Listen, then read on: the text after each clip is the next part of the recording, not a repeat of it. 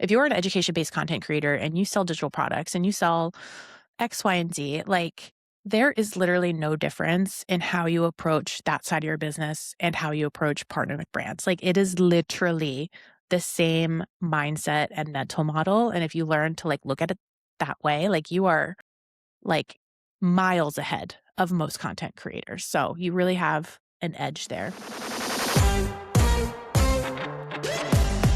Welcome to Accidentally Influential, the podcast for educators, experts, and creators who never set out to become influencers, but did anyways. I'm Kate. And I'm T. Together, we've built an audience of nearly 500,000 followers and secured over $700,000 in brand deals. This is season 2, guys, and we've set out to help you land it. This is your step-by-step guide to pitching, pricing, and signing brand partnerships as an EDUcreator. You might have become accidentally influential, but monetizing your platform, that part is intentional. Let's get to work. Hello, welcome back to another episode of Accidentally Influential. You know, some of our episodes are more yappy in nature. Some of them, you know, we bring kind of the brand side for the conversation, and other sides are more educational in nature. And today, my friends, we are going to get educational. So buckle up. Yeah. Get out your pencils. Get out Take your some notebooks. Imagine T and I at the front of the classroom in front of a whiteboard, like pointing. Do this. Yes, we said so. yeah. That's how we roll. We are going to be dropping some massive knowledge. So hopefully this is going to be helpful. We're going to be giving you guys a new framework to implement, and I don't know, we're biased, but we think it's pretty good. Yeah. So it's kind of good. Do with that what you want. Yeah. So you guys know that we talk about being a strategic partner all the time, and we want to bring some like context and actionable pieces of what it means to be a strategic partner. So today we're going to introduce you guys to the goal framework. And by the end of this episode, you're going to know exactly how to partner with a brand in a way that you are set up with a strategy to accomplish, to the best of your ability, the goals that they have for the campaign that you're working with them. A lot of times, as we'll get into the first section, we like to think about our value as a content creator as the piece of content. Like we're literally like selling somebody a piece of content or 3 pieces of content. But that's not that's not brand partner brain speaking. That is like content creator. Our last episode, 2 episodes ago, we were like CEO versus creator. 3 episodes. I think so. So many episodes. Know. We've so many episodes. All blend together. But no, like CEO brain versus creator brain. Yeah, it's different. So let's dive just into that mindset really quickly. If you are like early on in your content creation journey, even like a seasoned creator, I feel like I even have to prevent myself from falling into this trap sometimes. But, you know, when you're partnering with a brand, it's not just a simple transaction from the sense that they are paying you money for a video and ad rights. Like that is not what they're buying. They're not buying the video. Okay. When they're like purchasing a video from you, what they are buying is an outcome to something that they desire. And the video or whatever package that you're charging them for is just the vehicle that you are going to use to get them the outcome. Right. And I think I just want to clarify for this episode specifically, we are really talking about paid partnerships where you are doing a video on your platform, a brand is sponsoring a piece of content on your page. This isn't so much applying to UGC content, which is more of a transaction for a piece of content. So just want to make that one important clarifying note. I think the biggest thing that shifts, CEO creators, the creators who go on to have long-term retainer partnerships, the creators who go on to make hundreds of thousands of dollars in this career, is really thinking strategically about how you can serve the brand, about how you can make yourself, once again, a partner. I know that sounds like I'm just repeating this, but that is a key mindset shift that has to happen if you want this to be a long-term career for you. Yeah. And we talk about retainers all the time because this, for me, content creation really became a business when I started locking in retainer clients and long-term partnerships. And the best way to do that is to actually serve up results on a steamy hot plate to your brands that you're working with. And that's when they want to work with you long-term. But in order to serve up results, you need to understand what results are important to the brand. And that's what we're going to dive into. That's the first part of the framework. So we're going to go over the goal framework, which is 4 phases: goal, outline strategy, apply the strategy, and level up, all in an attempt to. Saw a little Betty tail bop in the background. Literally, guys, if you're not watching this on video, Yeah. all that just my dog's tail is in the frame right now, and But that's just its it. tail and it's like I was like, bebopping. I, I have a standard poodle, and her tail is quite fluffy, but that was Yeah. actually hilarious. It was I didn't even really hear funny. her. All I saw was her tail go Yeah. across behind me. So Okay, good. all right. So, the goal framework. Let's start by Yeah. Okay, when we do a framework and it starts with letters, all I can think of is like, give me a G. G. Yeah, so let's start there. Let's start with G. Okay. So G stands for goal, which, goal framework, it makes sense. So the first step that I think like a lot of creators totally skip, and I know this for a fact because I skipped it early on in my phase, literally never thought about this type of thing entirely, is like identifying what the brand is genuinely trying to accomplish by hiring creators or hiring you to be in the world. Yeah. And this has to happen in 2 parts, guys. So this actually starts happening before you ever Mhm. sign a contract and agree to work with brand. We talk so much on this podcast about alignment, but Mhm. you need to figure out what that brand is actually trying to accomplish through their paid partnerships and if you actually want to be a part of that. Yeah.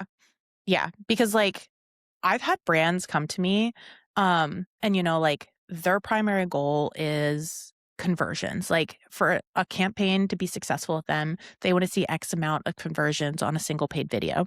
Right. Okay, great, but that's not might not necessarily be great for this partnership. I know my audience well enough to know that they aren't even problem aware when it comes to what this tool is meant to solve.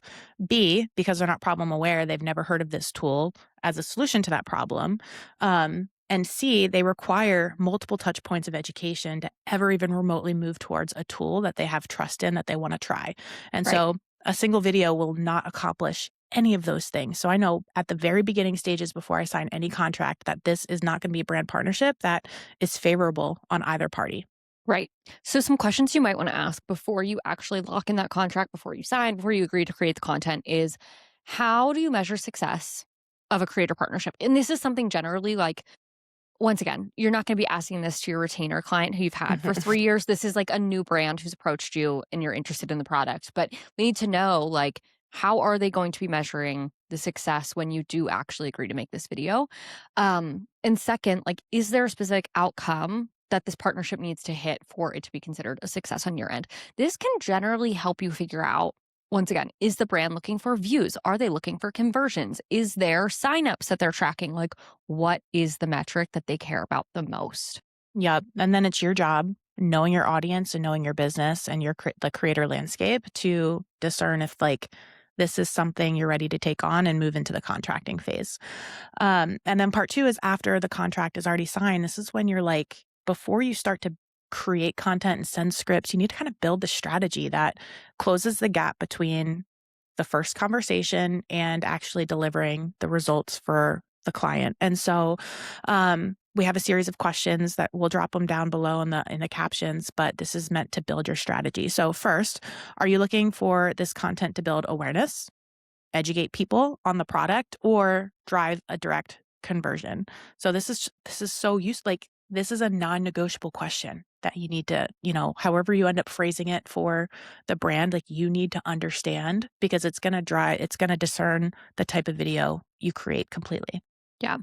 The second question is there a specific action you want viewers to take after watching? And how are you tracking whether that happens?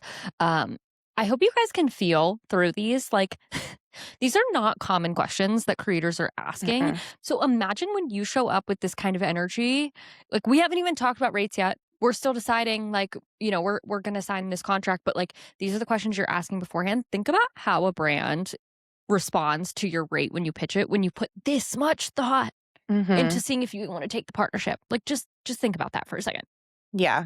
Yeah. I mean, just like, even to be somebody that thinks about these things, it tells a brand that you know your stuff. Like, you know how how marketing works, right? You know how taking a client through like an ideal customer through a journey to a conversion works. Like, and that is your job as a content creator. If you're selling content and marketing, is to think like a marketer.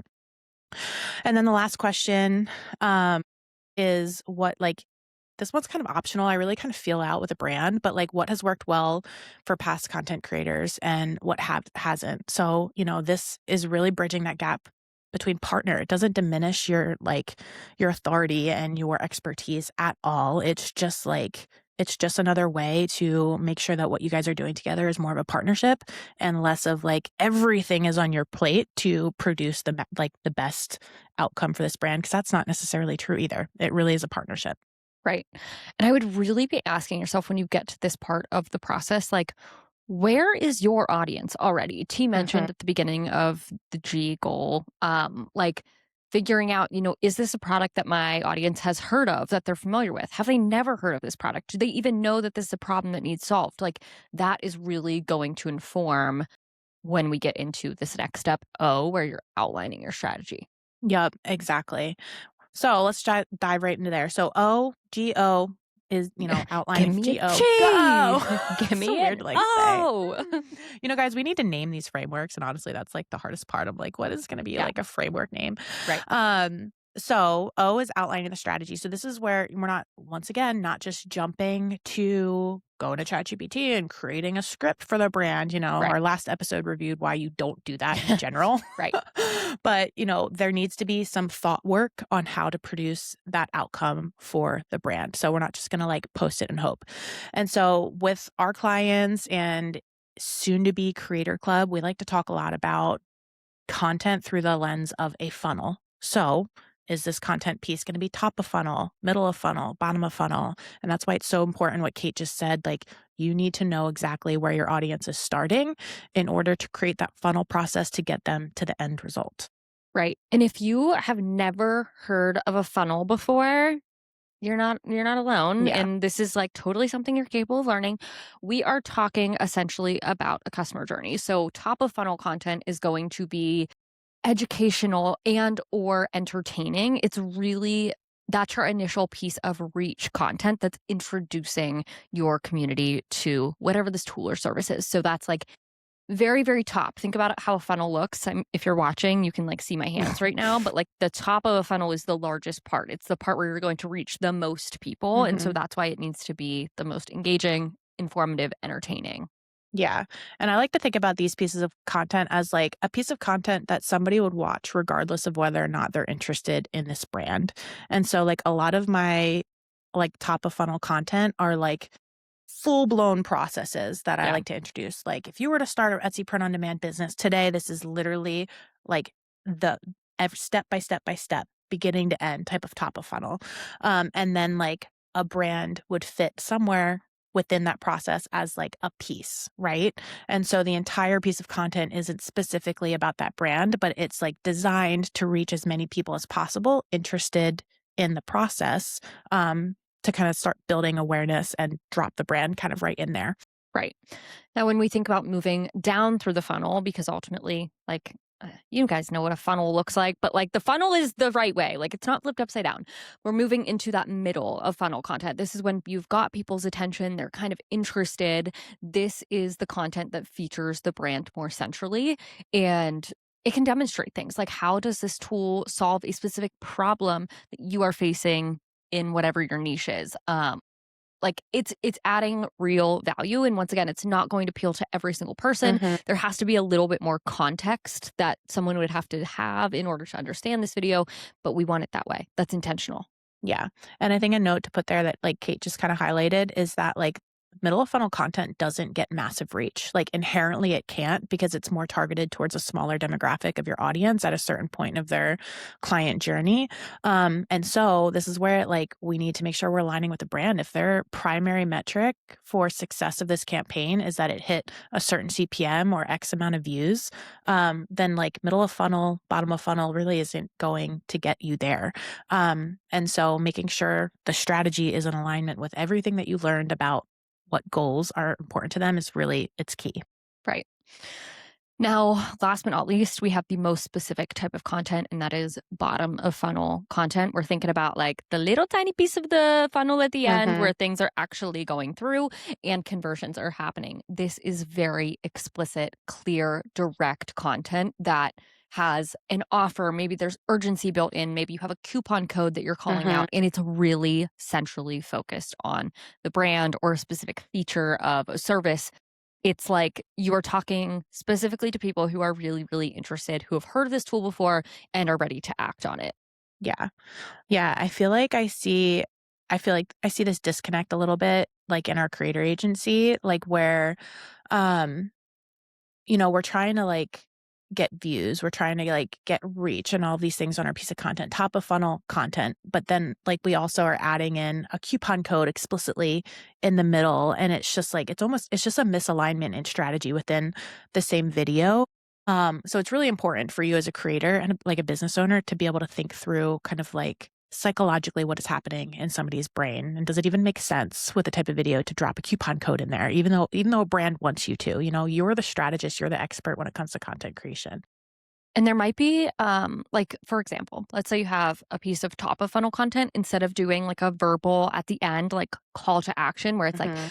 go to this website and use my code to save 25. Maybe instead of verbally ending your video like that, you do it as like a text pop up on screen Mhm. in the middle of a piece of content. Like you're showing the tool and it's like, PS, use code blah, blah, blah to save blah, blah, blah. Yeah. Like it's not as, I guess, Prominent. right, like, it's Yeah. not what you're ending the video on, it's not like Yeah. this last final, like, firm call to action, and that might be more effective for a Mhm. top of funnel piece of content Yep. where, you don't know if someone's actually gonna, like, go and act on that, but at least they know that the coupon code's there, so, Yep. No, my that's 2 so cents. good. So, what you need to be thinking about is like, what does my audience need to know? What do they need to think? What do they need to do? What goes into my content to produce that thinking and action? And that is all going into your content strategy of choosing top of funnel, middle of the funnel, bottom of funnel. And I just want to note here, if you're an education based content creator and you sell digital products and you sell X, Y, and Z, like, there is literally no difference in how you approach that side of your business and how you approach partnering with brands. Like, it is literally the same mindset and mental model. And if you learn to, like, look at it that way, like, you are, like, miles ahead of most content creators. So you really have an edge there. Yeah, 100%. We talk a lot on this show about taking yourself seriously as a creator, and that means setting yourself up like a real business. That's why we're really excited to be partnering with Taylor Brands. They're an all-in-one platform that helps creators and entrepreneurs like you and me form their LLCs and get their business organized. When T and I decided to make Not an Influencer creator agency official, we actually used Taylor Brands to form our LLC, and the process was honestly so simple. We were able to file from our laptops at home in like less than an hour. They walked us through the entire process step by step, and we were able to track the status of our filing right from within our Taylor Brands dashboard. Taylor also offers additional services like helping you get your EIN or set up your business bank accounts, so once your LLC is filed, you've got what you need to keep moving forward. Plus, tools like their finance manager can help you track your income and expenses as you grow, which, let's be real, is the part most creators avoid. If you're a content creator ready to treat your platform like a business, search Taylor Business Builder to get started today. Let's transition a little bit. Now that you have outlined your strategy, we got to apply it. So we gave you a G, an O. Now we're on A. Hey! A. I just put like my hands like If you're not YMCA. watching this in video, you're missing so much gold. Go to our YouTube page. A. Yeah. A stands for applied strategy. T, let's talk about it. So obviously, like, there's more to the puzzle than just like top of funnel, middle of funnel, bottom of funnel, and the psychology of moving somebody from point A to point B. When you are actually applying the strategy and creating the content, we also need to think about engagement. We also need to think about where we're sending people, and like those parts of the equation to accomplish the goal. And so we need to be asking ourselves, like, what is going to drive, what do I need to do to drive engagement? Do I need to, like, tell people to ask questions and I answer questions? Do I need to, have some sort of free resource that drives comments and directs people to a certain link? Do I need to send people a link? Like, what are these extra pieces to the piece of content that, when I'm applying this funnel strategy, make it effective to reach the goal? Yeah. Here's an example, guys, from a brand partnership I recently did. There was a brand I was working with. They had just released a new tool and they wanted me to make a piece of content that specifically focused on promoting that new tool. So, once again, this is like pretty bottom of funnel content. It's for people who are already using this tool but don't know about this new feature that it just released. Hmm. And for the call to action for this, I set up a many chat activation that shared the exact piece of their website, this exact feature that I had shown off in the video. So when somebody had commented the trigger word, it would send them directly to that part of their website. Mm-hmm. But think about how much more effective that is for that style of content than just like a general follow along for more. Yeah. No, Like, it's brilliant. yeah, Like, it's brilliant. And that's like Kate putting her like digital marketing hat on, not just like, oh, I'm delivering a video because that's what you bought, like it's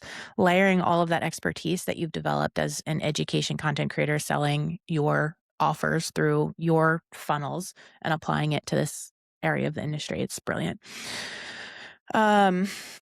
Yeah, recently I like had a brand partnership that I like went on a limb and like applied an entire like top of funnel to bottom funnel strategy. And I'm in the middle of it right now. So far it's performing really well, but I haven't gotten to that bottom of funnel phase. But it had a very similar structure to Kate where I had like some sort of free resource that I developed. It was part of the brand package. So I developed a free resource as part of the package and drove people to that link, added people to the email list. And the email list at the end, I can also upsell as part of the package, since those technically are this brand's client. And then also not only like sold in my content to try to drive conversions, but then also to that subset of the email list, like continuing to provide education in email, discount links, affiliate links, all of that stuff. And it's performing really well. So the next time you approach like a brand partnership, like know that there is so much more on the table for you to offer brands than just your video and ads and all of that stuff. right. And like, guys, what she just revealed is like gold. So, like, listen to that again if you need to. But like, this is sometimes like thinking outside the box, really being willing to show up as a strategic partner to lend your expertise as an educator to once again give brands access to this community that you've built. Like you have permission to think outside the box here and do that. In fact, there are brands who are willing to test things with you if you show up in you know phase these things like as you want them to. Yeah. I don't know exactly how to say it, but it's like you have to show up and wrap this up in a gold. What Yeah. do they say? Like tie it up Gold in a bow. bow. Yeah. Yeah. Yeah. But like you are allowed to say this is what's working in my business. Here's Mhm. how I think we could try to test it for yours. Like, what do you think? Yeah. Absolutely. Absolutely. Okay. So the last letter, we got G, we got O, we got A. Now we Give got an me an L. L. Oh, is that backwards? I don't even know which direction my L is. It also like flips our cameras. When we Yeah. do this. So yeah. So honestly, I think this L is one of the most important pieces of the puzzle. And this L is what inspired the majority of this episode today. And so L stands for level up, baby. We gotta level up. Essentially, you're paid to get results. Like, and period. You're not paid for a video, you're paid to get results. Yeah. It drops mic, signs Yeah. off. All right, bye guys. Done. Peace out. Yeah. And so if you're creating and your videos are not producing results, then we have a problem. All right. And we have like as a creator, you have a responsibility to do something different and bring something different to the table, not continue to do the same things over and over and over again and hope for another result. Right. Yeah. And I think this is something T and I have been talking a lot about personally. Like, I don't know how you guys are feeling about TikTok right now, but Mm. things are different than they were Yeah. a year ago.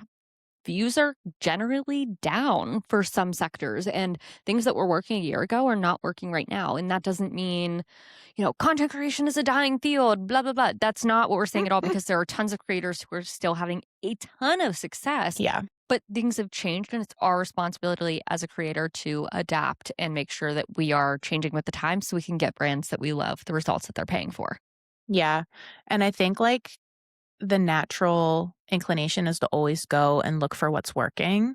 And I do think that should always be a part of your strategy.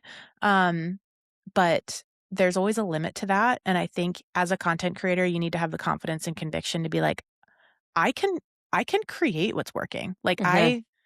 I can try new things and create something that works and Mhm. kind of be an innovative leader.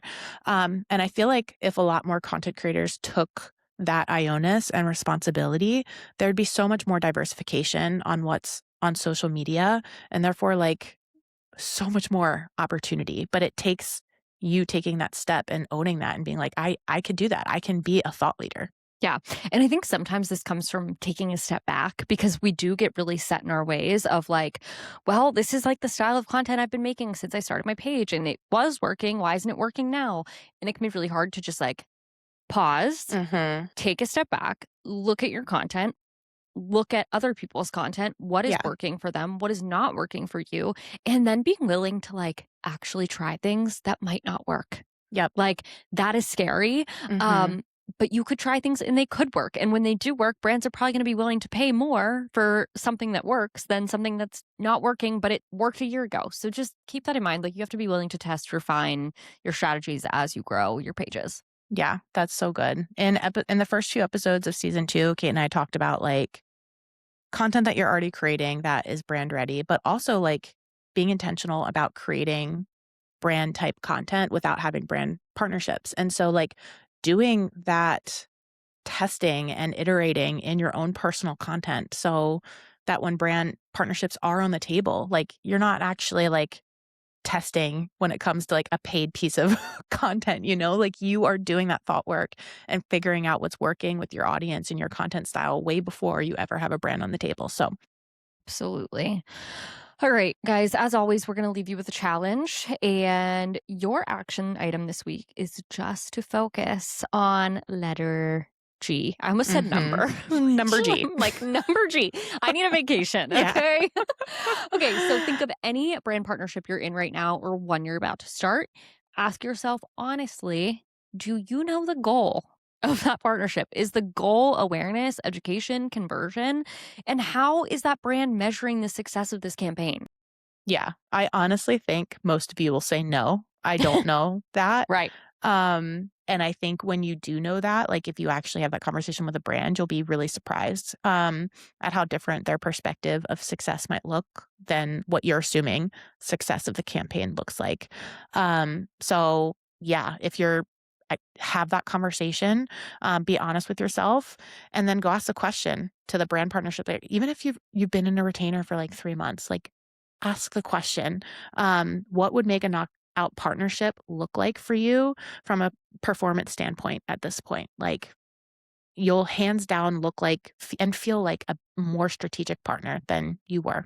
Yeah. And this is going to go so far just in setting yourself up to look like that CEO creator in the brand's eyes. Like, promise you, people are not doing this. Doesn't mean Mm-mm. it means people probably should be doing this, but this is like such a good way to stand out in not like a performative way. Like you might be cued into something that you had no idea about. And you're like, oh my gosh, knowing that I can completely do something different here to get you guys that result. So I mean, I don't know. I think this episode was gold. I'm about to go Mm-hmm. email. I feel like sometimes we end episodes and I'm like, Wait a second. and now I'm going to go do that Yeah. because this advice is not just for you guys, it's for anyone. It doesn't matter how long you've been creating content. There's always things we can be doing to improve and get better.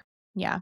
And when you totally like knock your next brand partnership out of the park and they're like, oh my gosh, like you are so brilliant and genius and how you approach content, make sure you say, yeah, like go listen to Accidentally Influential. Yeah. If you have They any taught me- like brand partners who you like love working with, also send them our way Yeah, because we want to have them on the podcast. We want to interrogate them in a kind way. Yeah. But like we love picking people's brains. So let us know. Yes. Okay, guys, that is all we have for you today. As always, thanks for tuning in to another episode of Accidentally Influential. It is so hard to believe we're on like season 2, episode 11 at this point. Something like that. Yeah. Tina are almost to the like 1-year anniversary of starting this business, That which is is wild. crazy. And Yeah. we're really glad you guys are here. So much more to come. If you haven't already, make sure to leave the podcast a rating, leave it a review, subscribe to us on YouTube if you want to see my dog, if you want to see our hand motions, if you want to see our beautiful faces. Yeah. I'm a little rosy right now from the heat, but I'm actually jealous it's not hot here. So opposite sides of the state problem. Yeah. Okay, guys. We will catch you on the next episode of Accidentally Influential. See you next Monday. Bye. Bye.